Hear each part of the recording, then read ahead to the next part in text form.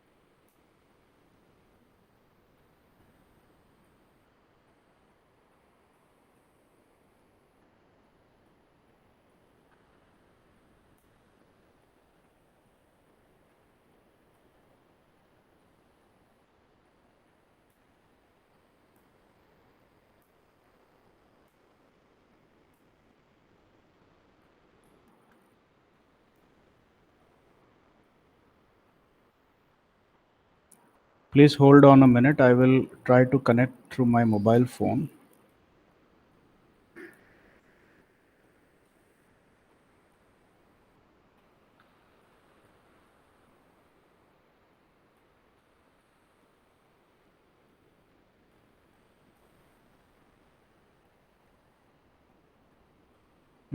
हर्षित एक बार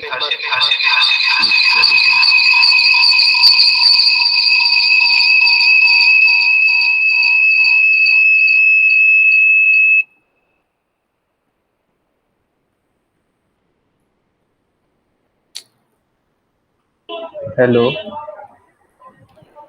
Okay, this is not possible because there is a lot of echo. I am getting a lot of echo in my mobile. उधर से भी join नहीं कर सकते. Anyway, so we might be having a little problem in the sense that if you have any doubts, please put up in your chat. ठीक है? Chat के अंदर आप अपना doubt डाल सकते हैं. Otherwise आपकी आवाज़ मेरे को अभी सुनाई नहीं दे पाएगी. Anyway, today we are starting with a new topic, vibrations of continuous systems. और एक बार इससे पहले आपको ये अभी लेटेस्ट अपडेट बता दूं, your second mid term examination announcement has been made. Second internal practical exams are starting from 15th to 21st June. ठीक है, यानी कि नेक्स्ट वीक की बात हो रही है. 15 जून, आज अपना 10 तारीख है. 15 मतलब नेक्स्ट मंडे से आपके प्रैक्टिकल एग्जाम स्टार्ट हो रहे हैं. तो अपन ने लैब के एक्सपेरिमेंट्स तो सारे कर ही लिए हैं, as we finished it today itself.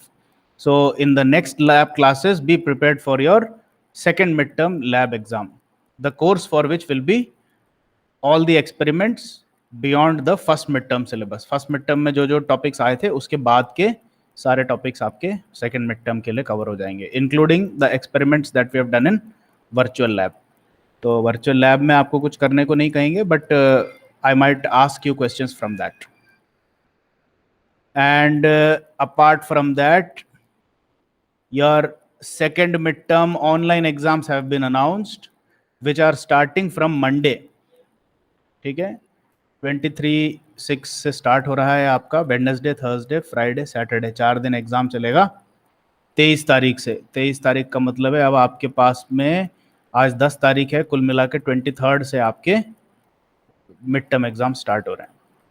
ठीक है, तो अपन को एक दो एक्स्ट्रा क्लासेस मिल जाएगी. I will try to finish the course as best as possible. Vibration का जो आपका सब्जेक्ट है उसका एग्ज़ाम आपका थर्सडे को है, 24th जून को है. ठीक है, तो you have to start your preparations now. This is the final call. अब इसमें कोई चेंज होने की संभावना नहीं है. So you know the dates, and let us start with vibrations of continuous systems. If you look at your syllabus, under the topic of vibrations of continuous systems, you have to cover 3 major topics. The first one is torsional vibrations.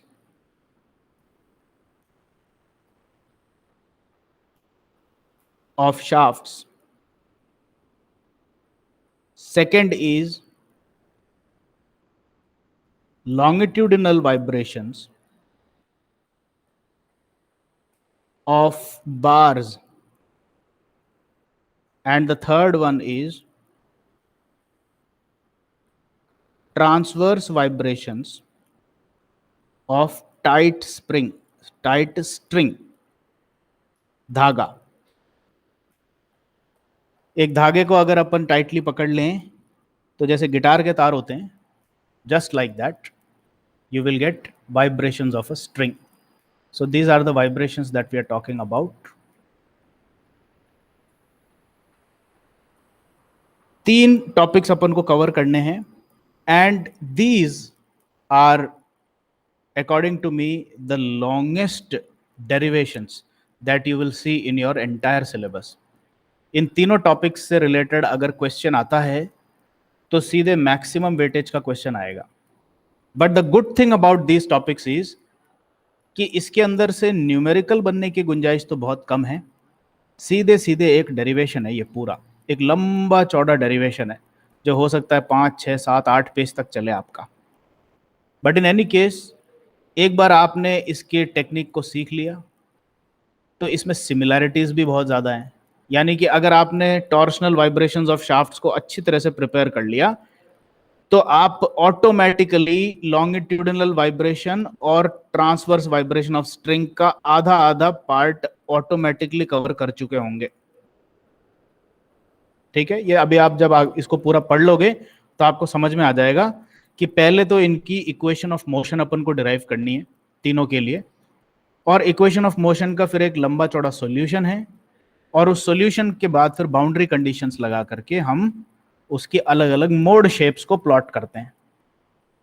तो ये तीनों काम जो अपन कर रहे हैं तीनों के लिए, इसमें 50% of the part is common for all the three of them. तो आप ये मत सोचना कि तीन लंबे लंबे डेरिवेशन पूरे बिल्कुल अलग अलग हैं. इन तीनों का 50% पार्ट तो बिल्कुल कॉमन है. स्टार्टिंग वाला पार्ट तीनों का अलग अलग है. But let us first understand what is a continuous system. भाई ऐसा तो नहीं है कि भाई आपने टॉर्शनल वाइब्रेशन ऑफ शाफ्ट इससे पहले बिल्कुल पढ़ाई नहीं, सुनाई नहीं. इस सब्जेक्ट में बिल्कुल पढ़ाया अपन ने. अभी होल्जर मेथड के नोट्स दिए थे, उसमें भी torsional vibrations of multi rotor system और शाफ्ट की बात आई थी, और अपन ने क्रिटिकल स्पीड पढ़ा था तो वो भी अपने शाफ्ट के टॉर्शनल वाइब्रेशंस की बात करता है.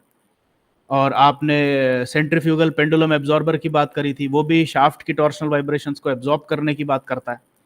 So you have already studied vibrations of shafts to certain extent. But the concept changes here in the sense that now you are considering every particle of the shaft as an individual mass entity. That is the meaning of continuous systems. Continuous systems का जो opposite या विपरीत या विलोम है आपके studies में, so if you are not studying continuous systems तो आप इसका विपरीत क्या पढ़ोगे? The opposite of continuous is lumped mass systems.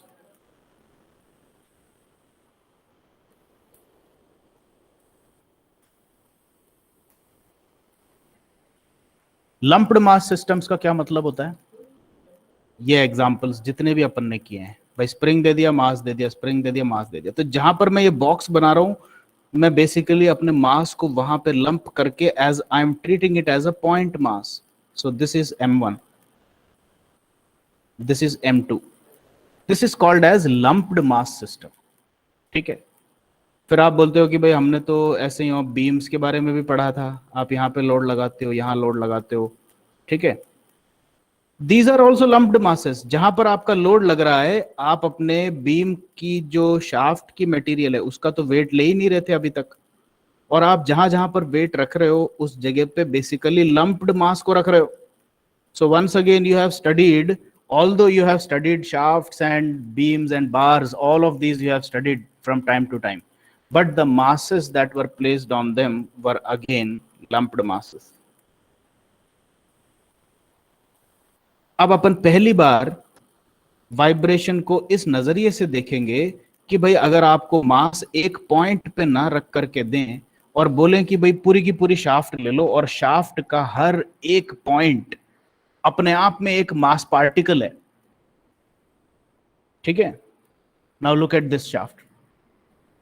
ये पूरा शाफ्ट ले लिया और इसके अंदर ये जो डॉट डॉट डॉट डॉट करके एंटिटीज दिखा रखी है, they are all mass particles and every mass is m1 m2 m3। तो इसमें आप अगर ये पूछें कि भाई इसमें कितने मासेस हैं, इस शाफ्ट के अंदर कितने मासेस हैं, the correct answer would be infinite number of masses.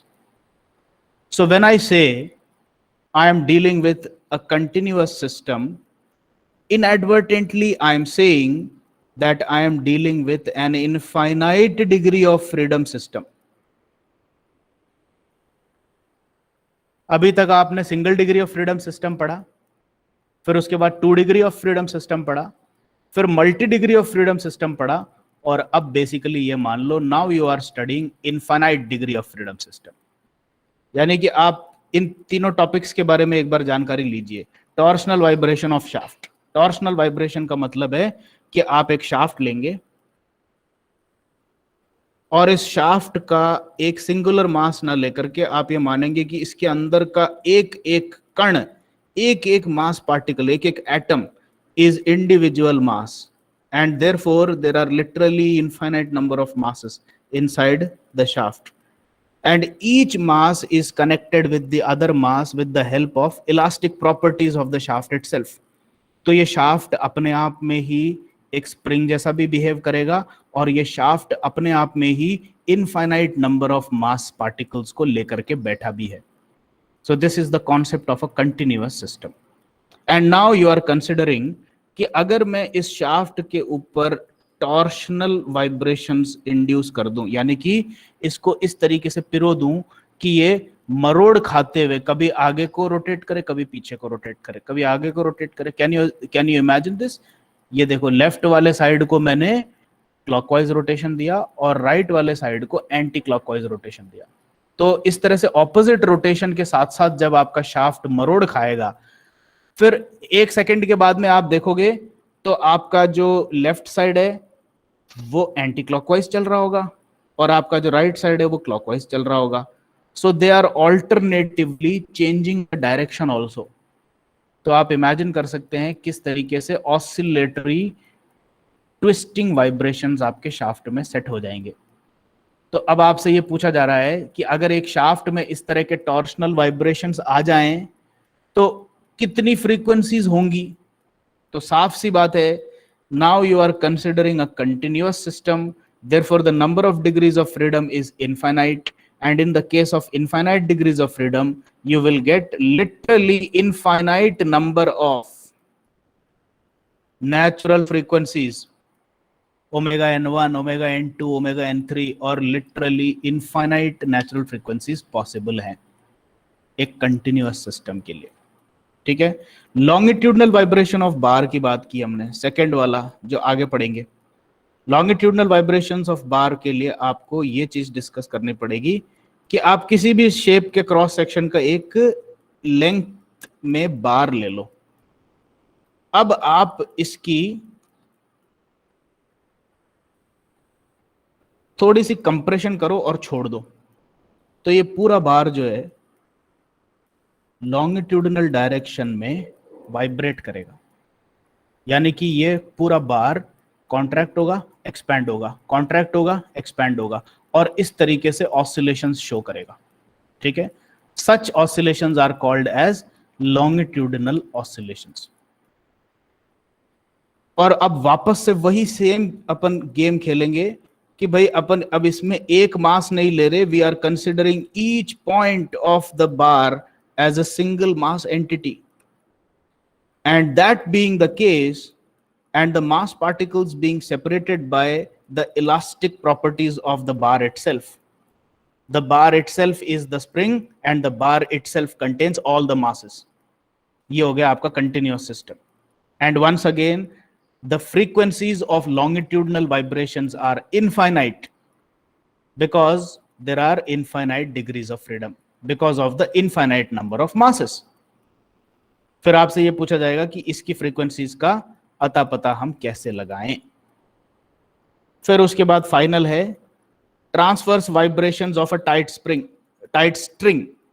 String का मतलब है आप अब किसी भी दो एंड्स के बीच में एक धागा बांधेंगे।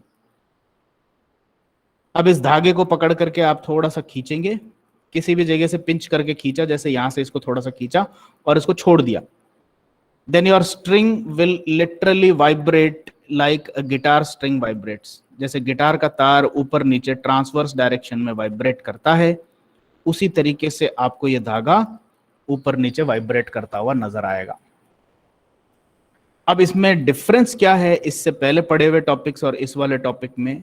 इसमें डिफरेंस यह है कि आप अपने धागे का हर एक इंडिविजुअल पॉइंट एक इंडिविजुअल मास एंटिटी की तरह ट्रीट कर रहे हैं। So now each single point of the string is being treated as an individual mass.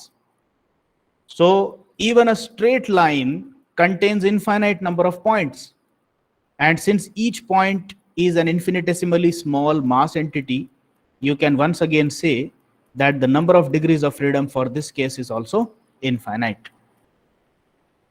तो इसके लिए आपको फिर ऐसा कुछ सिस्टम डेवलप करना पड़ेगा कि भाई सारी फ्रीक्वेंसीज को निकालने का कोई जुगाड़ बताओ। अब इसमें एक सवाल आपका आता है कि भाई जहां 3 नेचुरल फ्रीक्वेंसीज थी तो हमने 3 नेचुरल फ्रीक्वेंसीज निकालना सीखा एग्जैक्ट एनालिसिस में, अप्रोक्सीमेट एनालिसिस में तो चलो फंडामेंटल नेचुरल फ्रीक्वेंसी निकलती है। जहां पर 2 डिग्रीज ऑफ फ्रीडम थी वहां हमने 2 फ्रीक्वेंसीज भी निकाली, और जहां पे single degree of freedom system था वहां तो साफ सी बात है एक ही आपका नेचुरल फ्रीक्वेंसी आएगा, वो भी हमने निकाला। लेकिन अगर इनफाइनाइट नेचुरल फ्रीक्वेंसीज आ रही हैं तो am I expected to find all the infinite values of natural frequencies? The answer to your question is yes. आपको सारी इनफाइनाइट नेचुरल फ्रीक्वेंसीज निकालनी पड़ेगी। तो हो सकता है आपको हंसी आए, हो सकता है आपको ताज्जुब हो, बोले यार ये कैसे पॉसिबल है, इनफाइनाइट वैल्यूज, इनफाइनाइट 1 से लेके इन्फिनिटी तक के नंबर आपको सीधे लिखने को बोलूं वो भी एक एग्जाम में पॉसिबल नहीं है, तो इनफाइनाइट नेचुरल फ्रीक्वेंसीज को निकालने की बात कैसे कर रहे हो आप? In such cases, what we do is we simply generate a general formula. अब देखो अगर मैं आपसे कहूं कि एक ऐसा फॉर्मूला बनाओ जिससे, मतलब मेरा क्वेश्चन ये है 1 2 3 4 5 स्टार्ट करो और इन्फिनिटी तक नंबर लिखो, तो आप क्या करोगे? क्या लिटरली भरना चालू कर दोगे 1 2 3? No, you make use of your intelligence, you write n equal to 1, 2, 3, dot till infinity. तो इससे क्या समझ में आया कि n जो है ये 1 से लेके इंफिनिटी तक वेरी कर रहा है, दैट्स इट। तो आप ओमेगा n के लिए कोई फॉर्मूला बना दोगे, for example let us say omega n is equal to sine 2 pi n by 60, कुछ भी मैं ऐसे रैंडमली कुछ वैल्यू बना रहा हूं, ठीक है, कुछ भी बना दिया साइन, और ये सब फॉर्मूले आ गए अपने पास, और बोला कि अब आप एक काम करना, ये जो n की वैल्यू है इस n को 1 से लेकर के इंफिनिटी तक वेरी कर लेना, बस ऐसे निकालना है अपने को। So we will have to find some general formula containing a counter n, एक काउंटिंग वेरिएबल n कंटेन करने वाला एक जनरल इक्वेशन डेवलप करना पड़ेगा ओमेगा n के लिए, जिसमें कि आप इंस्ट्रक्शन दे दोगे कि लो आपका इक्वेशन तैयार है, अब इसमें n की वैल्यू तुम 1 2 3 4 इन्फिनिटी तक डालते रहना, तुम्हारे को कौन से नंबर की फ्रीक्वेंसी चाहिए वो मिल जाएगी। बोला कि भाई मेरे को 5555वीं फ्रीक्वेंसी पता करनी है। बोला ठीक है कोई दिक्कत नहीं है, फॉर्मूला पकड़ो, इसमें n की वैल्यू 5555 डाल दो, खत्म बात, मिल गई frequency. So this is what we are going to do, we are going to develop such general expressions containing the counter n, which literally counts to infinity, for all these 3 situations: torsional vibrations of shafts, longitudinal vibrations of bar, and transverse vibrations of tight string. ठीक है, अब एक बार मेरे को ये confirm करा दो, please give a comment कि अभी तक की बातें क्लियर हो गई हैं और कंटिन्यूअस सिस्टम और लंप्ड मास सिस्टम से आपको डिफरेंशिएट करना आ गया है।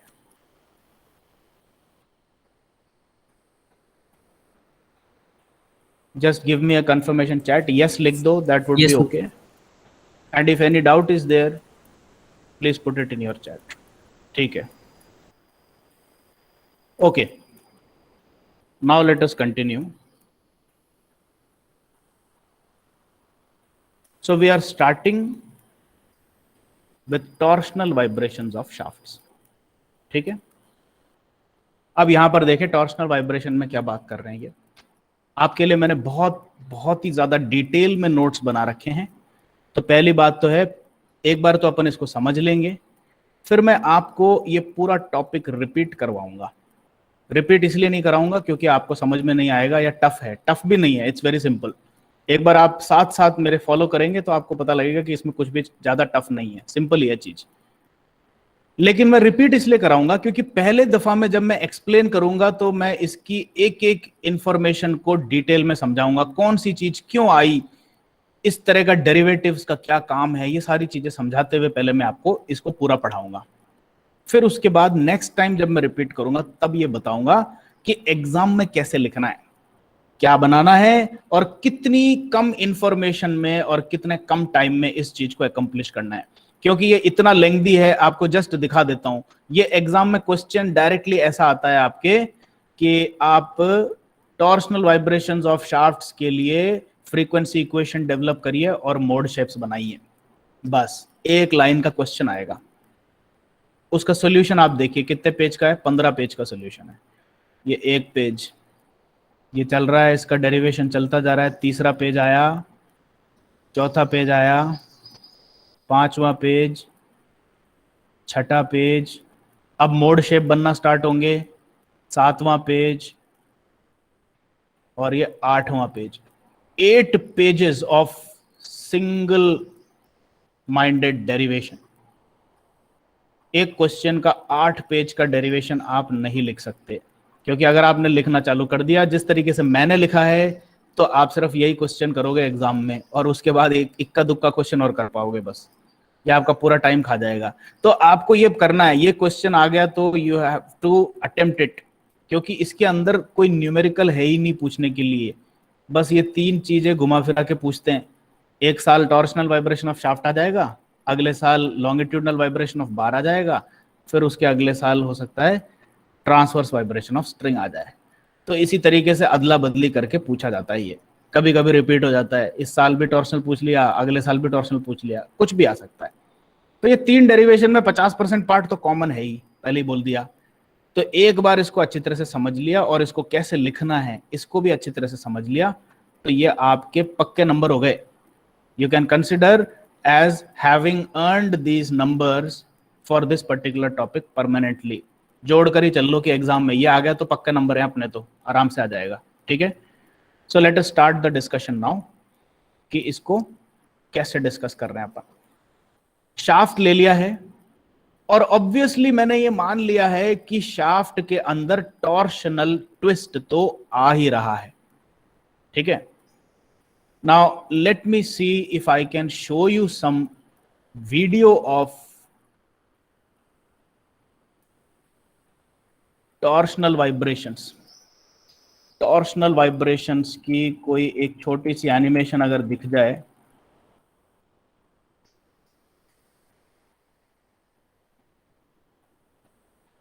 let us see if this guy is showing anything or not।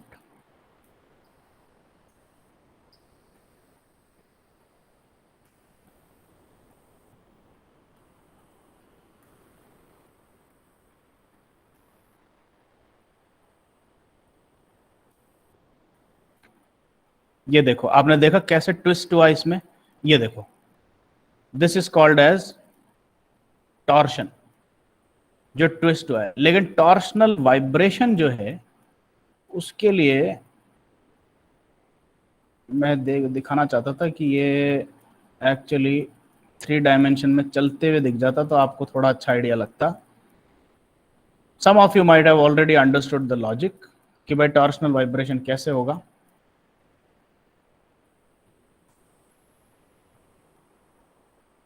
I don't seem to find any good videos. Let me see.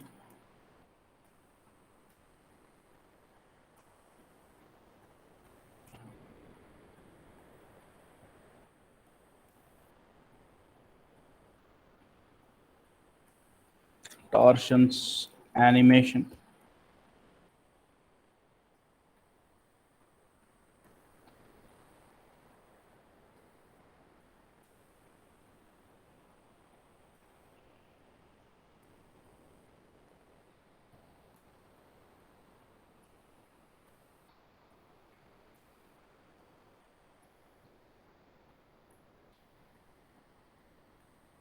It seems we are not getting it right now. इसमें दिख सकता है यार, ये क्या है?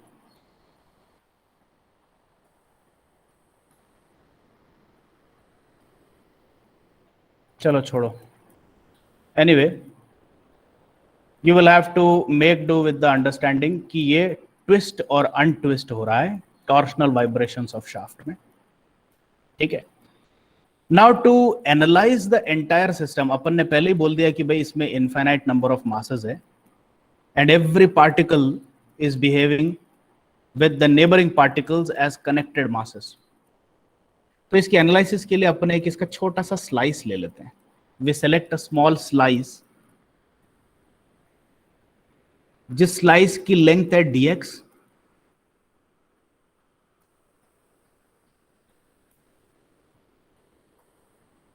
और radius है r।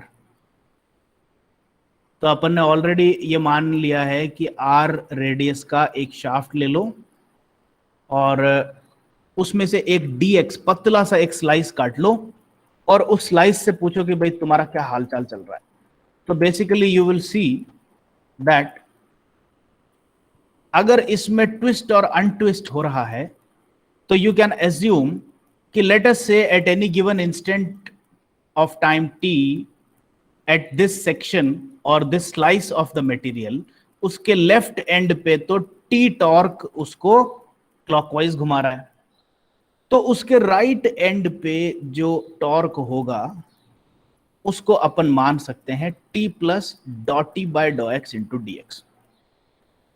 अब ये जो रिप्रेजेंटेशन है ये आपने पहले भी कहीं देखा होगा, बट लेट मी एक्सप्लेन कि इसका लॉजिक क्या है। अपन ये बोलते हैं this is called as a gradient. ये जो डॉट टी बाय डॉ एक्स करके जो एंटिटी आई है, this is called as the gradient. Gradient का मतलब है रेट ऑफ चेंज। तो ये बोल रहा है कि x की दिशा में टॉर्क जो है वो डॉट टी बाय डॉ एक्स की रफ्तार से चेंज हो रहा है। इसको और थोड़ा सा एक एग्जांपल के तौर पे अगर मैं बताऊं तो इसको ऐसा कर सकते हैं कि एक रोड पे एक आदमी चलता हुआ जा रहा है,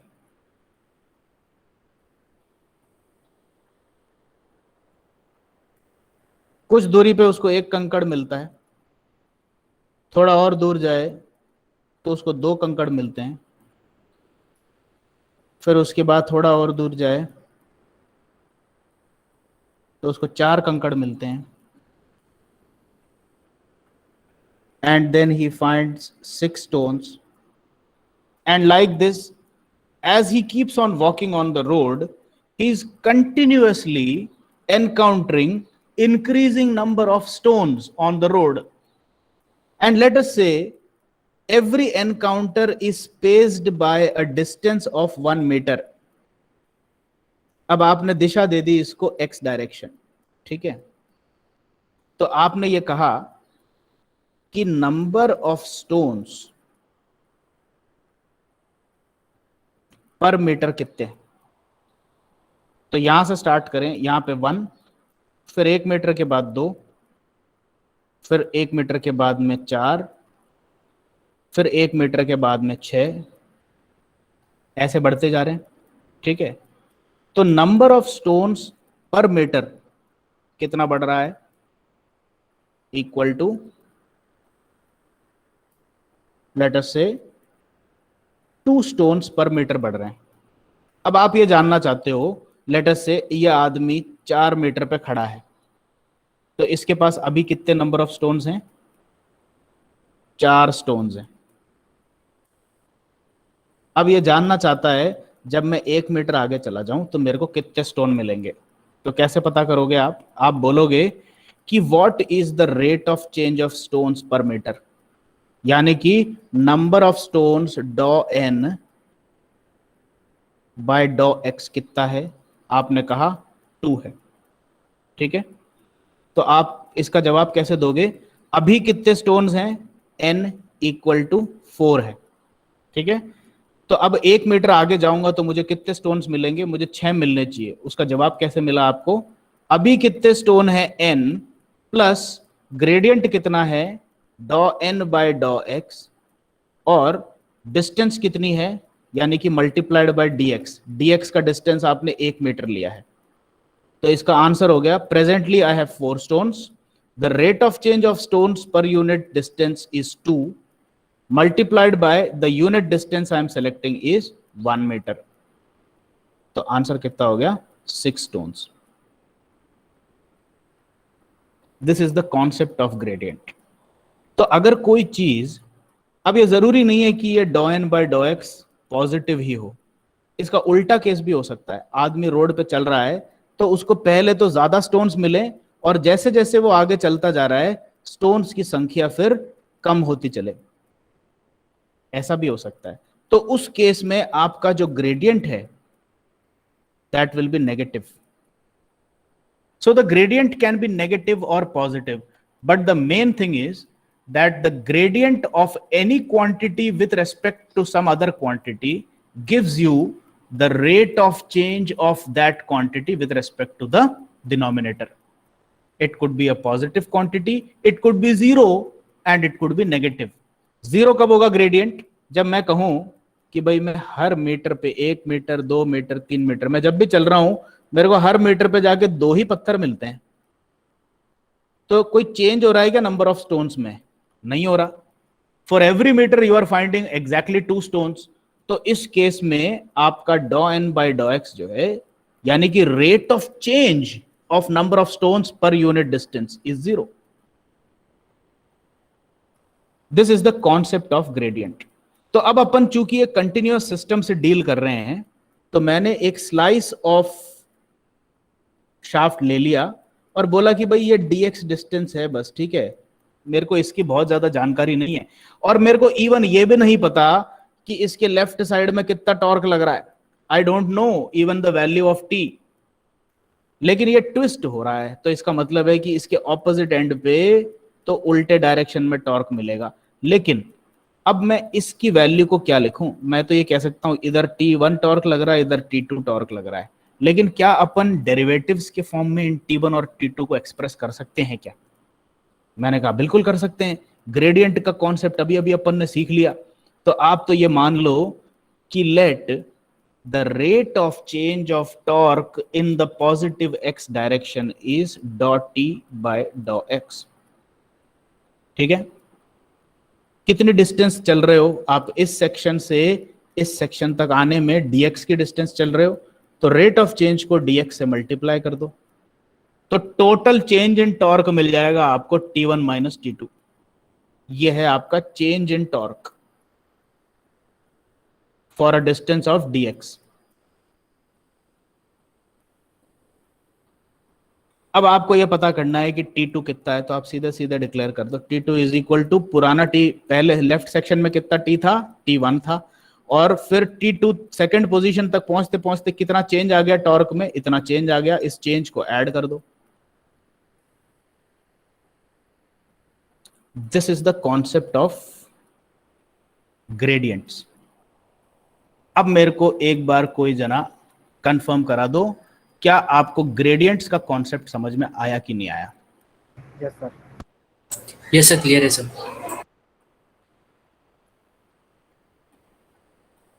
पुट अ चैट। ओके, अगला क्वेश्चन आता है, why are we using daw T by डॉ x? D T by D x भी तो ग्रेडियंट होता है, दिस इज ऑल्सो ग्रेडियंट, 100% होता है साहब, कोई मना नहीं कर सकता। तो ये सवाल उठना चाहिए यहां पे, डॉ टी बाय डॉ एक्स क्यों यूज कर रहे हो? ठीक है, इसका रीजन ये है कि भाई आपका शाफ्ट जो है कंटिन्यूअसली आगे पीछे इसके दोनों सेक्शंस नहीं, हर एक सेक्शन आप देखोगे आगे पीछे ट्विस्ट होता है, कंटिन्यूअसली ट्विस्ट होता जा रहा है। They are continuously changing the value of theta as well as the value of the direction in which they are rotating.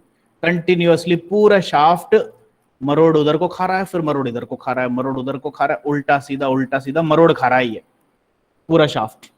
ठीक है, तो मैं आपसे ये पूछूं कि भैया आप तो एक काम करो, इस शाफ्ट पे इधर जाके खड़े हो जाओ आप, या फिर मैं कहूं कि बस इस पॉइंट को देखते रहो आप बस।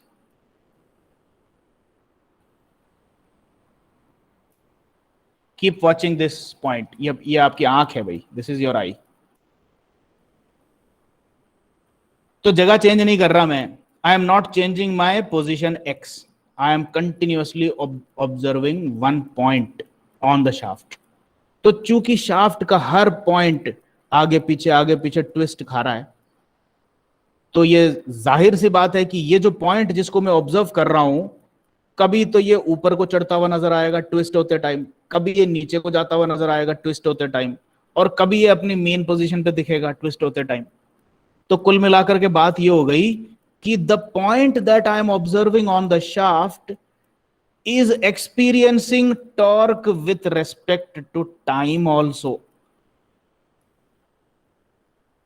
यानी कि अब जो वेरिएशन टॉर्क का x के रेस्पेक्ट में ही नहीं हो रहा, किसी एक x की लोकेशन पे अगर मैं स्थिर खड़ा हो जाऊं और चेंज ऑफ x को 0 कर लूं, तो भी वो पॉइंट भी टॉर्क एक्सपीरियंस करता हुआ नजर आएगा, और वो टॉर्क जो है वो कांस्टेंट नहीं है। कभी उल्टे डायरेक्शन में टॉर्क दिख रहा है उस पर, कभी सीधे डायरेक्शन में क्लॉकवाइज टॉर्क दिख रहा है।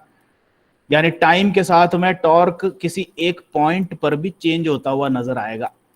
सो in a way I can simply state mathematically that the torque experienced by the overall shaft is a function of both x and T.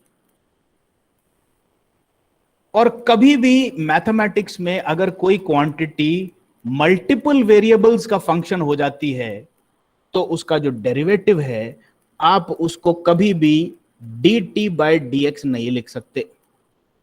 आपको क्या करना पड़ेगा, क्योंकि यहां पर सवाल उठ जाएगा, dt बाय dx का मतलब change of torque with respect to x, which we call as the gradient.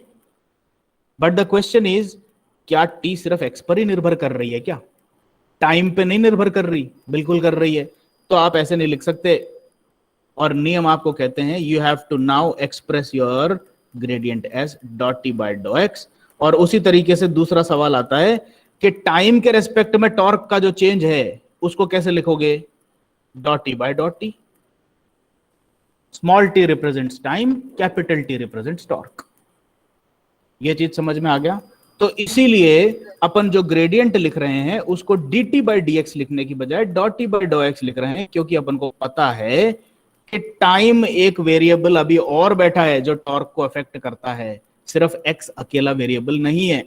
And that is why we must write it as dot t by डॉ एक्स। इसको कैसे प्रोनाउंस करते हैं इस सिंबल को? This is pronounced as DAU, dau. ठीक है, अब बताओ ये कॉन्सेप्ट क्लियर हुआ कि नहीं हुआ? कहां पर डॉ यूज करते हैं, कहां पे डी यूज करते हैं? And in this case we are using daw because your torque at any section is a function both of x and time t. Please give a chat.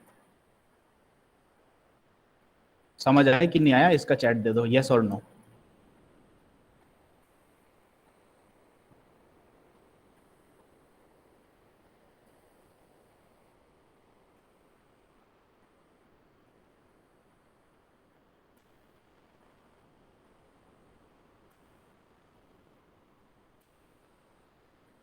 ठीक है, कपिल हैज सेड यस।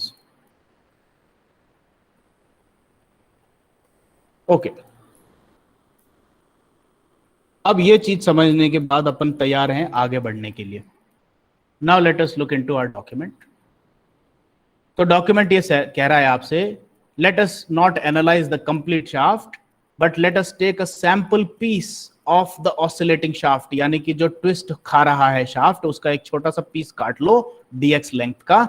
और अब ये अपन मान लेते हैं कि let us say the left side of the piece is experiencing torque t, then according to the mathematical definition of gradient we can say that the right side must be experiencing a torque of t plus dot t by dot x into dx। ठीक है, यह gradient के साथ में लगा करके इतना मिल रहा होगा टॉर्क राइट साइड में। अब अगला क्वेश्चन आता है कि अगर लेफ्ट साइड में टी टॉर्क है और राइट साइड में T plus daw T by daw x torque है इंटू डी एक्स, तो नेट टॉर्क कितना चल रहा है आपके शाफ्ट पे। अब इसको यहां पर दो पार्ट्स में डिवाइड करके एनालाइज किया जाता है। एक पार्ट का एनालिसिस तो ऐसा होता है कि आप ये एज्यूम करो लेफ्ट साइड पे टी टॉर्क लगाया क्लॉकवाइज और राइट साइड पे भी टी टॉर्क लगाया क्लॉक एंटी क्लॉकवाइज, ठीक है। तो इससे ये जो आपका छोटा सा पीस है dx लेंथ का, ये ट्विस्ट हो जाएगा। इस पे एक लाइन खींचते हैं ताकि पता लगे कितना ट्विस्ट हो रहा है। तो ये दोनों दिशाओं में उल्टा टॉर्क लगाने के बाद आपकी लाइन जो है वो ऐसे हो जाएगी। When you apply opposing torques like this, ठीक है, जाहिर सी बात है ट्विस्ट आ गया अब इसमें। And let us say that the twist is theta और फाई, कुछ भी कह सकते हैं अपन ट्विस्ट को। लेकिन राइट साइड में टी टॉर्क तो नहीं था, तो बचे हुए टॉर्क का क्या किया? तो अपन ये कह रहे हैं अब इसका एक एडिशनल इफेक्ट और है। अब ये मानो कि राइट साइड में जो बचा हुआ टॉर्क था वो इस पीस पे अकेला लगा दिया हमने एंटी क्लॉकवाइज डायरेक्शन में। वो कितना है? Daw T by daw x into D x. So we consider the entire action of torques on the piece of shaft that we have considered in two parts. In the first part, we consider that equal torques are acting in opposite direction, T and T, which simply twist the shaft by a certain angle. इसको सिर्फ twist करके पकड़ लेंगे, ठीक है। लेकिन एक twisted shaft जो ऑलरेडी ट्विस्ट हो चुकी है इस टॉर्क टी और टी के ऑपोजिट डायरेक्शन में लगने से, फिर उस पे एक additional torque anti clockwise direction में और लगा daw T by daw x into D x. अब ये वाला टॉर्क इसको एक्चुअली क्या करेगा? इसको थीटा से रोटेट करेगा, पूरी की पूरी शाफ्ट की पीस को एक्चुअली थीटा से रोटेट कर देगा। ये कॉन्सेप्ट समझ में आया कि नहीं आया? आपका एक्चुअल रिप्रेजेंटेशन तो ये है, क्या है? The actual representation is this, कि लेफ्ट साइड पे टी टॉर्क माना और राइट साइड पे उल्टा T plus dot t bye daw x into D x माना। यह है एक्चुअल सिनारियो। फिर आपने बोला कि भाई एक काम करो, एक बार तो ये बताओ कि इसमें अगर सिर्फ ये टी और ये टी एक्ट कर रहे होते तो ये कैसा बिहेव करता? तो बोलता इसमें एक सिंपल सा ट्विस्ट आ जाता और फिर ये ट्विस्ट आने के बाद ये रुक जाता, यही खड़ा रहता। बोले कि अब ये इतना सा पार्ट बचा हुआ है ना, इसको लिया नहीं अपन ने।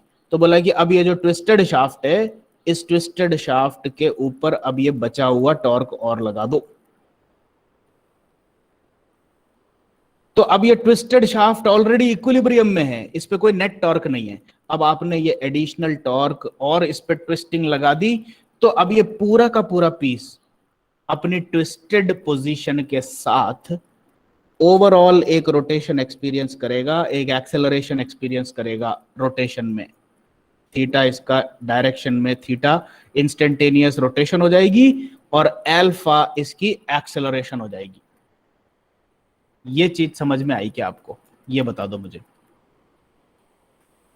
ये नहीं समझ में आया?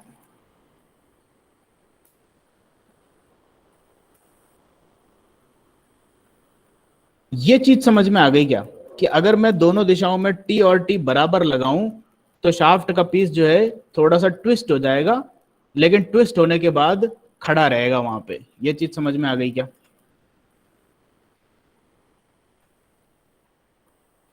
ठीक है। अब फिर ये भी समझ में आ गया कि भाई आपको एक्चुअली एनालिसिस के लिए लेफ्ट साइड पे टी लगाना था और राइट साइड पे T plus dot t bye daw x लगाना था, लेकिन आपने अपने स्टैटिक कंडीशन में राइट साइड में से टी को तो काम में ले लिया। अभी ये शाफ्ट स्टैटिक कंडीशन में है, लेकिन राइट साइड पे जो बच रही थी फोर्स ये भी लगानी थी आपको। तो आपने बोला कि भाई ठीक है, पहले तो टी और टी दोनों को मैं उल्टा सीधा यहां लगा देता हूं, फिर उसके बाद उस शाफ्ट का जो कुछ भी हाल होगा उसके ऊपर फिर मैं dot t bye daw x into D x और लगा दूंगा। तो अब इन दोनों का कंबाइंड इफेक्ट तो वही हो गया ना जो ऊपर वाले का इफेक्ट है। अब बताओ समझ में आया कि नहीं आया?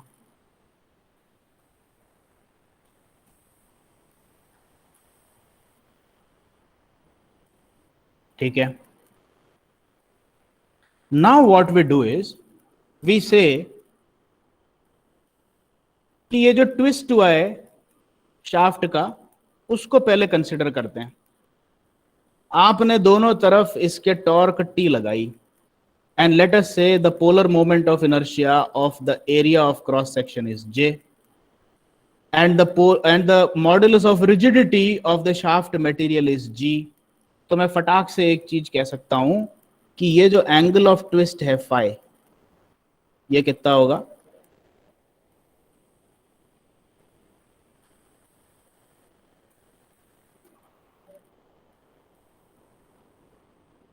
टॉर्शन इक्वेशन से मिल जाएगा। लेकिन मुझे पता है कि मैं एक छोटे से पीस का एनालिसिस कर रहा हूं, तो मैं यहां से लेकर के यहां तक की लेंथ ही कंसिडर कर रहा हूं। तो लेंथ कितनी हो गई मेरी? dx हो गई। ठीक है, ये देखो, let me just check it out.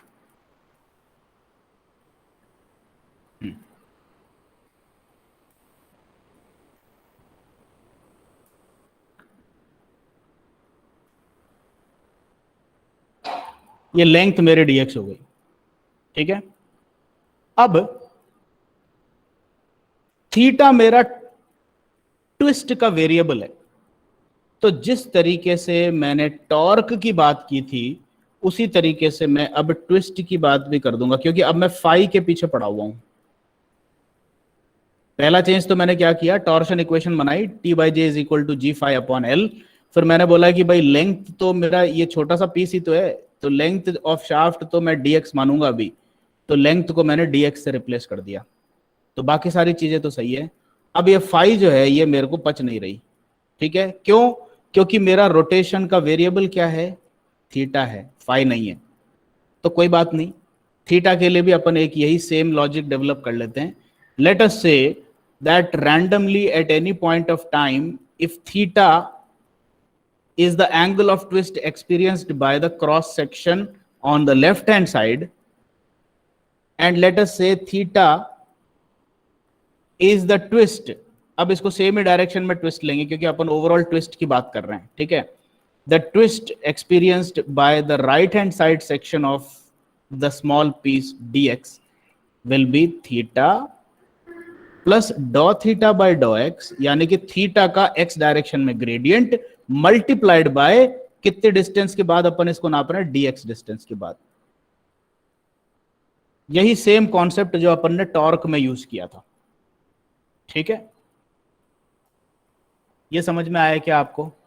मतलब मैं थीटा के लिए एक ये फाई को थीटा से रिप्लेस करने का एक लॉजिक निकाल रहा हूं मैं कि भाई थीटा मेरे को पता नहीं है एक्चुअली कितनी होगी, तो मैं ये मान रहा हूं कि मेरा जो पीस है उसके लेफ्ट साइड में लेटस से कि क्लॉकवाइज डायरेक्शन में थीटा है ट्विस्ट, तो राइट साइड में कितना होगा ये अगर मैं प्रेडिक्ट करना चाहूं तो मैं ऐसे प्रेडिक्ट कर सकता हूं। सॉरी, यहां पर हाँ, थीटा प्लस डॉ थीटा बाय डॉ एक्स इंटू डी एक्स, क्योंकि डॉ थीटा बाय डॉ एक्स मैं ग्रेडियंट ऑफ थीटा मान रहा हूं in the direction of x, यानी कि थीटा का रेट ऑफ चेंज एक्स के साथ कितना होगा। ठीक है, वो डॉ थीटा बाय डॉ एक्स मान लिया, और कितनी दूर गया नापने के लिए? dx दूर गया, तो डॉ थीटा बाय डॉ एक्स इंटू डी एक्स का तो चेंज हुआ थीटा में, और थीटा के साथ ऐड कर दूंगा, तो this is the net twist on the right hand side and theta is the twist on the left hand side. ये चीज मैं मान सकता हूं कि नहीं मान सकता हूं, ये बताओ। अब तो ग्रेडियंट का कॉन्सेप्ट आपको समझ में आ गया है, तो आप किसी भी चीज की चेंज को ग्रेडियंट के टर्म्स में अब लिख सकते हैं इस तरीके से। इज दिस ओके और not? Tell me. Yes sir.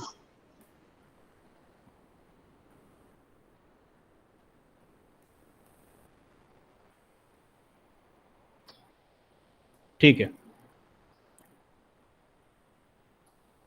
Phi क्या था मेरा?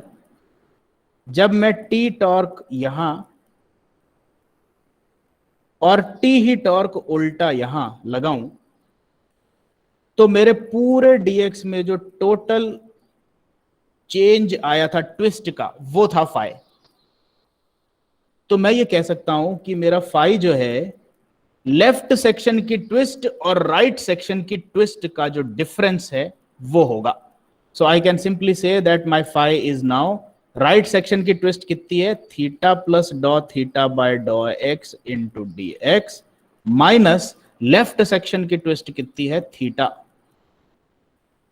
तो कुल मिलाकर के मेरा जो नेट ट्विस्ट आया टॉर्क टी और टी दोनों तरफ लगाने से, that is phi equal to dau theta by डॉ एक्स इंटू डी एक्स।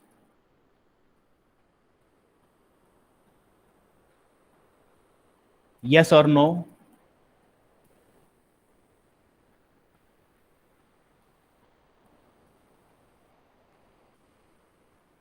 बता दो।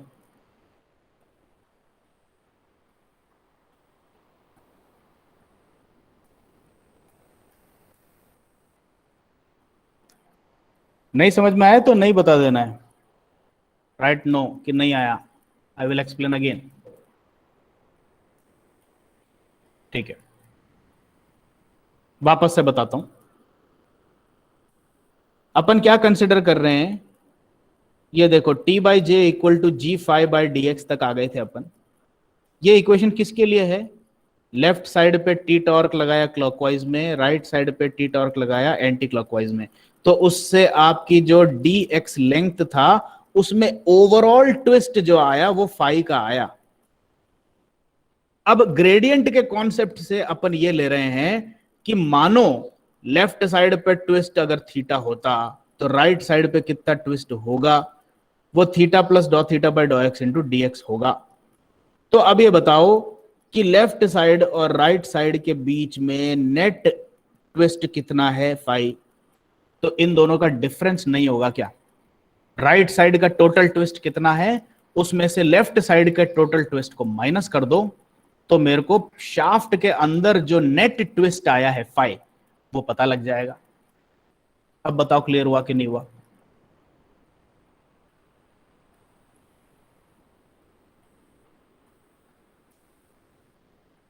ठीक है, तो मेरे को यह पता लगा कि मैं फाई जो है I can write it as the difference between right side twist minus left side twist.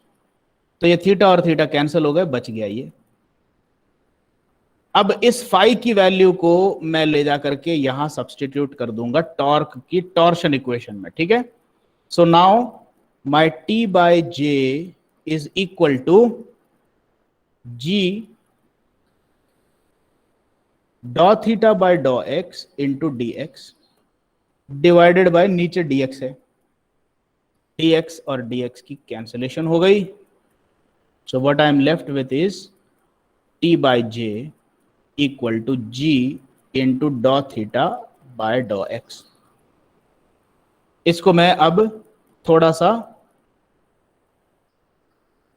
Manipulate करके लिख दूंगा, t is equal to g j dau theta by डॉ एक्स।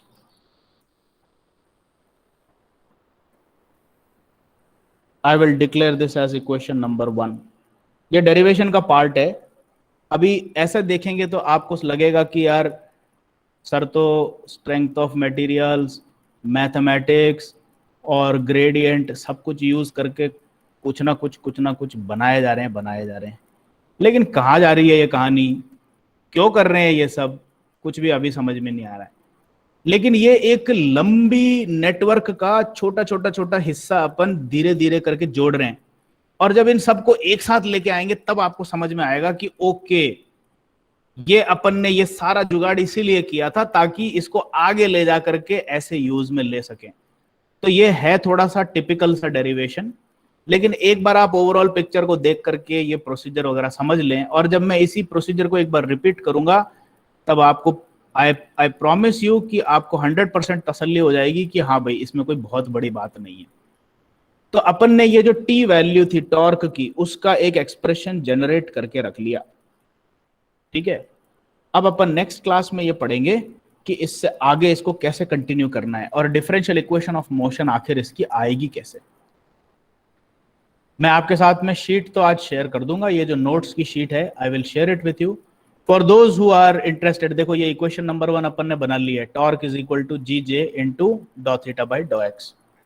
ठीक है, अब इसके आगे अपन को और काफी सारे कॉन्सेप्ट्स लगाने हैं, लेकिन एक बार इसको समझाने में जो टाइम लगेगा, आगे आने वाले टॉपिक्स में उतना टाइम नहीं लगेगा। You will be feeling more comfortable कि हाँ भाई अब ये अपन को समझ में आता है, आगे चलो ऐसे ही होगा अब। बट एक स्टार्टिंग एंट्री स्टेज में थोड़ा सा टिपिकल है ये, but I will not rush through it. मैं इसको जल्दी खत्म नहीं करूंगा, इसीलिए मैं टाइम लेके पढ़ाना चाहता था। यू रेस्ट एश्योर्ड कि आपको एक एक चीज पूरी समझा कर ही अपन इसको फिनिश करेंगे। But for now I will let you go and please stay with me. I will take your attendance.